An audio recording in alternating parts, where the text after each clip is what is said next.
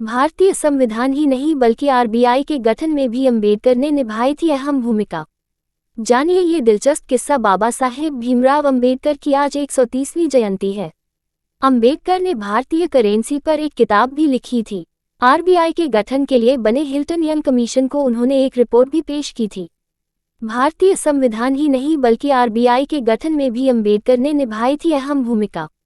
जानिए ये दिलचस्प किस्सा। डॉक्टर भीमराव अंबेडकर। आज 14 अप्रैल 2024 बुधवार को देशभर में बाबा साहेब भीमराव अंबेडकर की 133वीं जयंती मनाई जा रही है।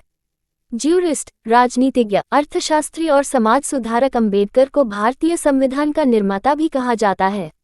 अंबेडकर देश के उन नेताओं में जाने जाते हैं जिन्होंने भारतीय राजनीति को नया आयाम दिया। दलित बौद्ध आंदोलन के पीछे सबसे प्रमुख वाहक के तौर पर भी उनकी पहचान है। इन सबके इत्र अंबेडकर ने केंद्रीय बैंक यानी भारतीय रिजर्व बैंक ऑफ इंडिया के गठन में भी योगदान दिया है। देश के श्रम कानून में कई अहम बदलाव भी अंबेडकर के कारण ही मुमकिन हो सके। उन्होंने भारतीय रुपये और उससे संबंधित कई अहम बिंदुओं पर एक किताब भी लिखी है। आज हम उनके 133वें जन्मदिवस पर आपको इसी बारे में जानकारी देंगे।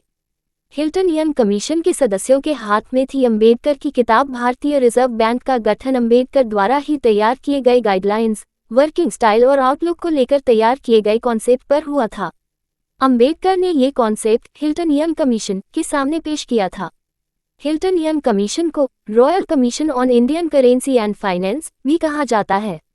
जब भारत में इस कमीशन को लेकर काम शुरू हुआ तब कमीशन के सभी सदस्यों के हाथ में एक किताब थी। इस किताब को डॉक्टर अंबेडकर ने लिखा था। इसका शीर्षक था the problem of the rupee, its origin and its solution, यानी भारतीय रुपये की समस्या, इसकी उत्पत्ति व समाधान। अंबेडकर बुक। डॉक्टर भीमराव अंबेडकर की एक किताब का पहला पन्ना अंबेडकर के कॉन्सेप्ट पर तैयार हुआ। आरबीआई का वर्किंग स्टाइल और आउटलुक। कमीशन की रिपोर्ट के आधार पर 1934 में आरबीआई एक्ट को केंद्रीय विधानसभा में पास किया गया। आरबीआई एक्ट में केंद्रीय बैंक की जरूरत, वर्किंग स्टाइल और उसके आउटलुक को अंबेडकर के उसी कॉन्सेप्ट के आधार पर तैयार किया गया था जो उन्होंने हिल्टन यंग कमीशन के सामने पेश किया था। 25 अगस्त 1925 को royal commission on Indian currency and finance का गठन किया गया था। कमीशन ने अपनी रिपोर्ट 4 अगस्त 1926 को सबमिट कर दी थी। सितंबर 1926 के फेडरल रिजर्व बुलेटिन में इस रिपोर्ट को संक्षेप में पब्लिश भी किया गया था। अंबेडकर के योगदान का आधिकारिक साक्ष्य नहीं। 1 अप्रैल 1935 को भारत को रिजर्व बैंक के रूप में अपना केंद्रीय बैंक मिल चुका था। हालांकि अभी तक आरबीआई के गठन में बाबा साहेब अंबेडकर के योगदान को लेकर कोई आधिकारिक साक्ष्य नहीं है।